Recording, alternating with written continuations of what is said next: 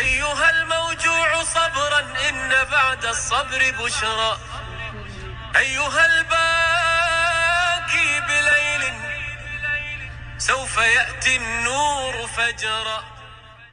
الحمد لله رب العالمين والصلاة والسلام على أشرف الأنبياء والمرسلين نبينا محمد وعلى آله وصحبه أجمعين. أما بعد.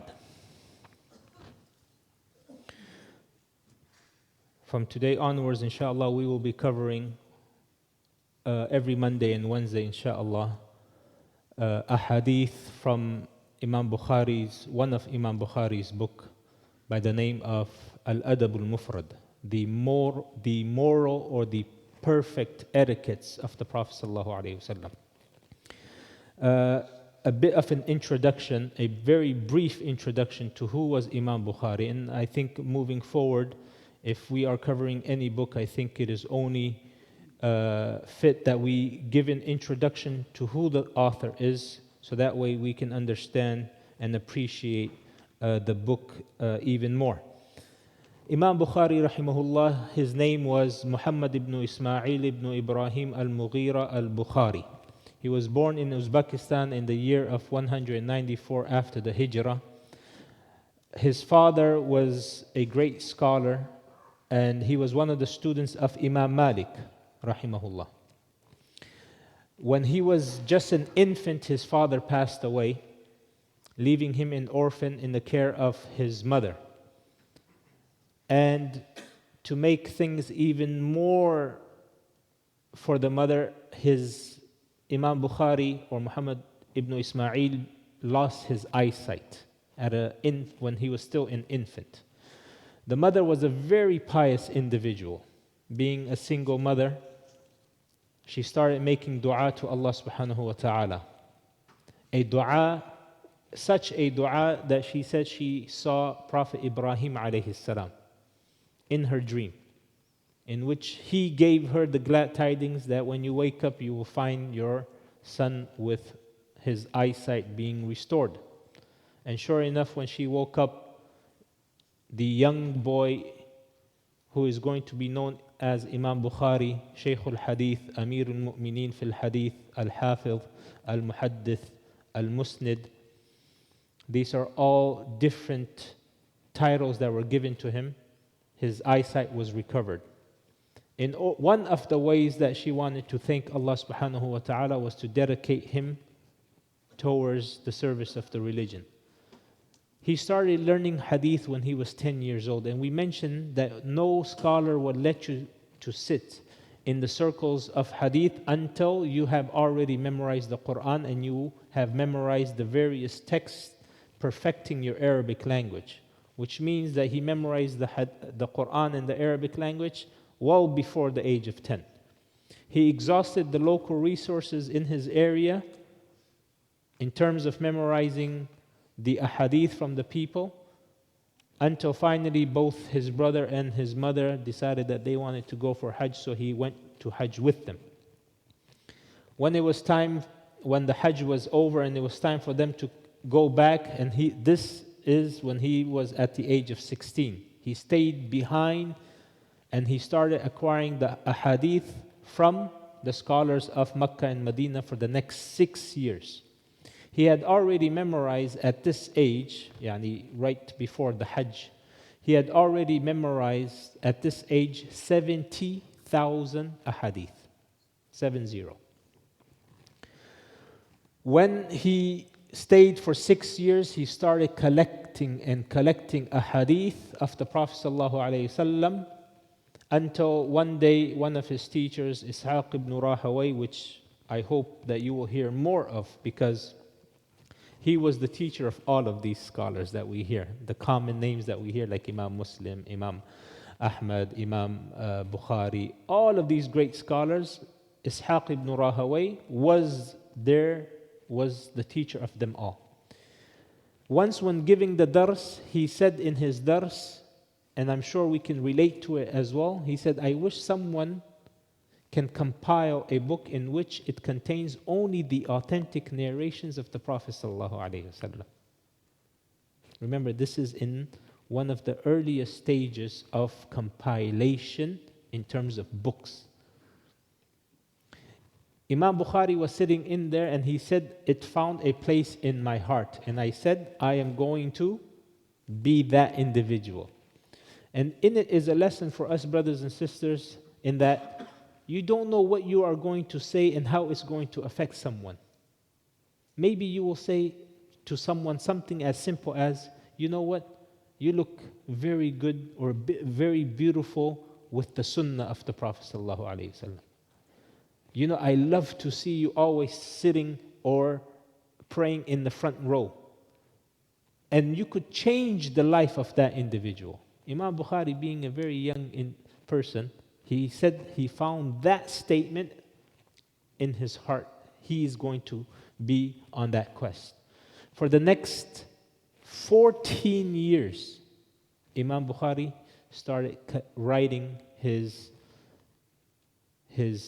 Sahih al-Jami' al-Sahih, the collection of authentic narrations of the Prophet sallallahu alaihi wasallam.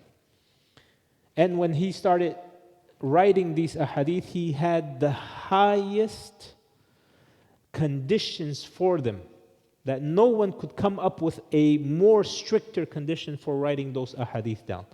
Nonetheless, he wrote and compiled all of these ahadith, and by this time he had already memorized 300,000 ahadith.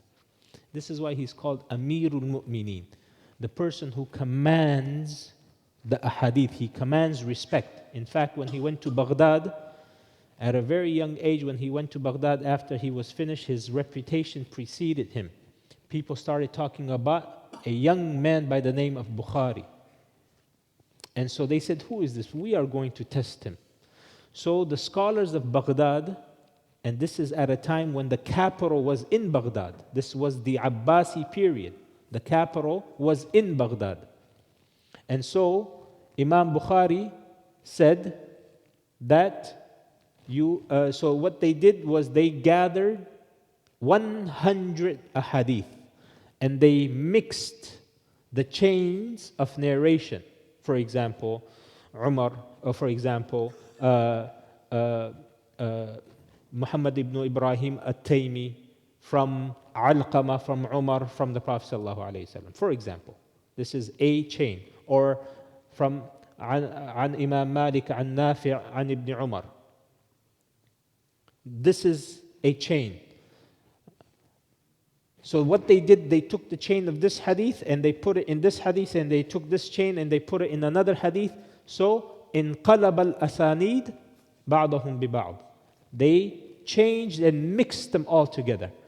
Maybe they took one person out of this chain and put it there, and they mixed it up and they said, and they gave it to 10 of the scholars over there. And what happened? In the central mosque, the public also came because of his name.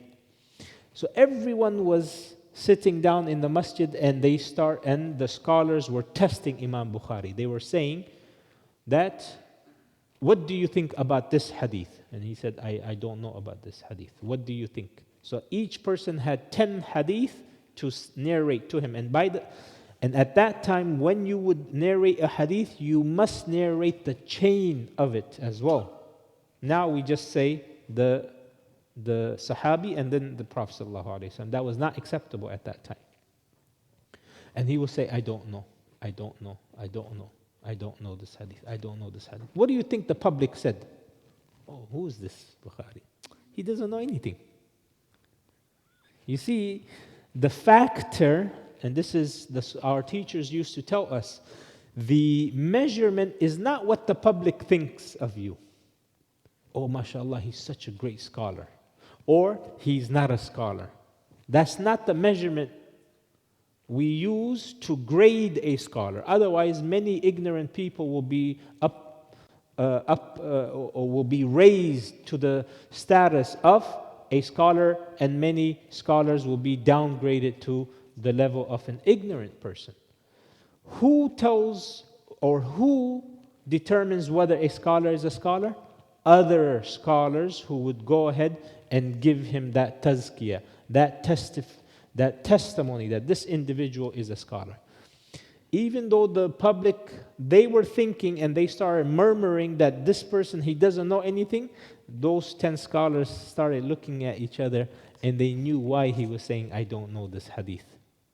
And once they had finished all 100 ahadith, he returned back those texts of the ahadith with the correct chain, and he said, as for your first hadith, this is the correct sanad, and this is the text. As for your second, all the way until he finished with. And this is how he gained the respect of all of the scholars, and he became the source to go to. So now, what do we say? It's in Bukhari. That's it. That means he is the source. That's why he's Amirul Mu'mineen fil Hadith. Imam Bukhari, he had a very sharp memory, and his memory was so precise that no one could match that memory. And so his works included, as we mentioned, his masterpiece, which was Sahih al-Jami' or al-Jami' al-Sahih al-Mukhtasar of the Prophet sallallahu alaihi wasallam's authentic ahadith. Another book is this particular book, al-Adab al-Mufrad, the prophetic morals and etiquettes. Now, in his Sahih al-Bukhari, he also has a chapter called Kitab al-Adab. So what happened is when people started referring to al-Adab, they referred to that book. But when he wrote this book, people started mixing the two. Which one? Why? Kitab al-Adab in his Sahih al-Bukhari is all 100% authentic. The ahadith that's contained in this, some of it is authentic, most of it is authentic, and some of it is less than authentic, meaning they are good, acceptable, and others are weak. And so it is important, if you are a researcher or if you are going to be a speaker, inshallah, giving a khutbah or giving a talk, and you are going to quote a hadith, make sure you define which book it is, because you cannot say, and it comes in Bukhari. And sometimes I have found people that when they want to give a white lie, or if they want to play with words, what they will say, this hadith is in Bukhari. The default when someone says this, it means in Sahih al-Bukhari. However, they meant this particular book. But because they want to hide the fact that this hadith is not authentic or it is weak, they will go ahead. Because when you say al-Adab al-Mufrad, there is that maybe 5% chance that this hadith may be weak. But when you say this is in Sahih al-Bukhari, there is no chance that it could be weak. You see the confidence that it places in an individual when he speaks, when he writes, when he researches, the confidence that the whole world has when it says Sahih al-Bukhari, it means it is 100% authentic. Nonetheless, this book, so this book was called al-Mufrad. And so what the scholars did is they mentioned the chapter in Sahih al-Bukhari and they said this is Kitab al-Adab and this is al-Adab al-Mufrad. And this is one of the reasons that this name was chosen for this particular book, even though it was originally called al-Mufrad. This book contains all of the ahadith that Imam Bukhari mentions in his Sahih, plus even more. It contains roughly about, in his Sahih, it contains around 120 ahadith just in the chapter of etiquettes. In this, it contains more than 10 times that. About 1,300 ahadith in this particular book. And it is probably, you could say, surprising that there is no one book that you can refer to when you want to have an explanation of this great book. Like, for example, when you go to Sahih al-Bukhari, there are so many. There is Umdatul Qari by Al-Aini. There's Fathul Bari by Ibn Hajar al-Asqalani. These are the two great books. Commentary. Each of them is about 20 to 30 volumes just on the commentary of Sahih al-Bukhari. When you go to Imam al-Nawawi's 40 hadith, there are probably more than 100 commentary. When you go to Riyadh al-Salihin, there is probably more than 10 commentaries on those. But this one did not receive the attention it deserved, and that is this from my theory is because there is just so much work that Islam needs, that we really don't have enough resources, enough manpower, enough students of knowledge in order to take on the project of making a complete commentary of this. And there are some scholars who made the very brief commentary, others only made a commentary with regards to the sanad, this is sahih, this is not sahih, and so on. And there are so many other books. And it tells us as students of knowledge, we should be concentrating on those areas that no one has really put attention, rather than repeating the same thing. I know a person who did his master's degree in where you should put your hands in salah.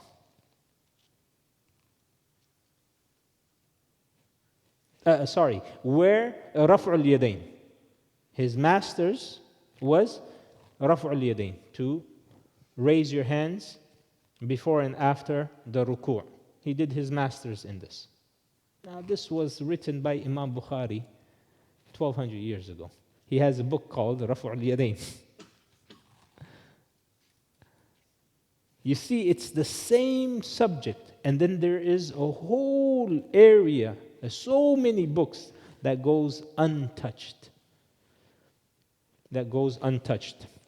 So Imam Bukhari finally, there was when he went back to Bukhara after when he was probably at the age of more than 50 years old. When he went back, there was a governor. The governor, he wanted Imam Bukhari to teach his son. So Imam Bukhari said, tell your son to come to the masjid where I teach, so he can also learn. He said, no, those are for the common people. I want you to do a special lesson for him. Imam Bukhari, he refused. Because he says knowledge does not travel to anyone, but rather people need to travel to the knowledge. And they need to be humble. And I cannot prevent anyone from attending to attend my dars, to hear the ahadith of the Prophet ﷺ, meaning if you want your son to attend, I cannot kick anyone else out. And what happened is the governor built a grudge against Imam Bukhari. And he expelled Imam Bukhari from the city, and when he expelled Imam Bukhari, after a short while, this individual, he was embarrassed, and the people kicked him out, and they made him sit on a she-donkey backwards, paraded around the city, and put into jail. This is what happens when you mess with the friend of Allah. You don't know, maybe the friend of Allah, he doesn't say it with his lips, but maybe his heart will make a dua against you, for which the 7 heavens will open up and that dua will be accepted. So this was Imam Bukhari. Finally, he faced so many trials that people started accusing him of so many things. Once he was traveling in a ship, and because he's a muhaddith, one of the requirements for an authentic narrator is he should never, ever lie. We mentioned this in the Saturday class as well, in the 70 destructive sins, that a narrator, one of the requirements is he should be trustworthy. And one of the requirements of trustworthiness is he should never have ever committed a major sin. And the minor sins he should not be insisting upon. So Imam Bukhari, he was traveling on a ship, on a boat, with someone else who didn't know him. And so he started a conversation with him. Oh, okay, where are you going? Where are you from? This and that. Oh, do you have, how much are you carrying? He said, I'm carrying X amount of gold dirhams. So, okay, all right. Conversation was going on until finally, this person, after a while, he started screaming, jumping up and down and putting his hair, and people were like, what happened? What happened? He said, I lost my gold, the pouch, and I have this amount in that pouch. The same amount that Imam Bukhari told him, this is how much he has. So where? I don't know. Someone must have taken it from me. Do you see the conspiracy? So they started searching every single person because of this commotion, this individual, including Imam Bukhari, and they did not find this gold, this pouch with gold in there. And they said, this person is crazy, he just made this up, and so on. This person, he went back to Imam Bukhari, he said, you lied. He said, no, I did have this amount. But when you made this huge commotion, I threw it in the ocean. Why? He said, my 50 years of effort, do you think I'm going to sacrifice that for a few gold? Because if you have accused me, whether right or wrong, that stain is going to stick with me. Does that make sense? That stain of your accusation is going to stick with me, that this person, accused Imam Bukhari, whether true or not, you think people are going to investigate that? They're not going to investigate it. And so this tells us, brothers and sisters, that when it comes to the shubuhat, when it comes to matters that are murky, stay away from it. When it comes to some very shady stuff, stay far, far away from it. Don't ever try to, and this is what our teachers tell us as well, that a time will come when you will be put in a position where people will find even the smallest of fault. Even the smallest of fault. Like for example, today I was in a store, and my brain was somewhere else. I was like daydreaming. I had so much in my mind, and one person, he had a baby, and the baby was saying hello, hello, hi, hi, hi. Wallah, it's not worth it for me to say wallahi.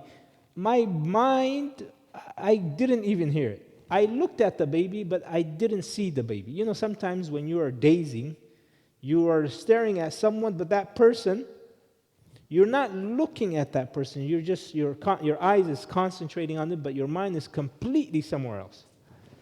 And this person got so upset with me, saying it's okay to say hi back. He thought I was being racist because this person was, of a particular ethnicity, and he thought that maybe I don't like that particular ethnicity, and so I didn't respond back to it. You see, when the people who are dressed in a certain way, they're wearing a hat, they have a beard, people will try to even find the smallest mistake in you.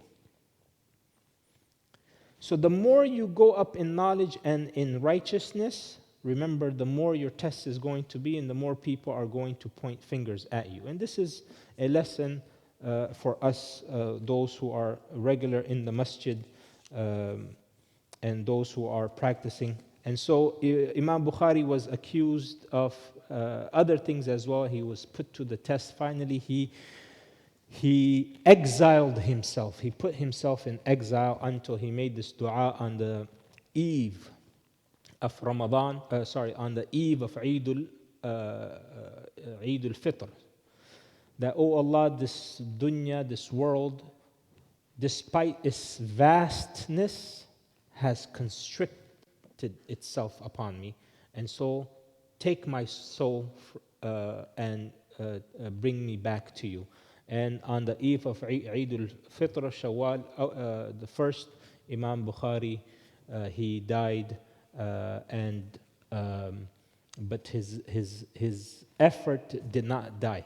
So it tells us that no matter what people in this world accuse you of, what is the measurement of your success and your acceptance is with Allah subhanahu wa ta'ala. And we can say, insha'Allah, that he was accepted by Allah because of his work and his piety and his righteousness. We ask Allah subhanahu wa ta'ala to allow us to benefit from his work and from his ahadith.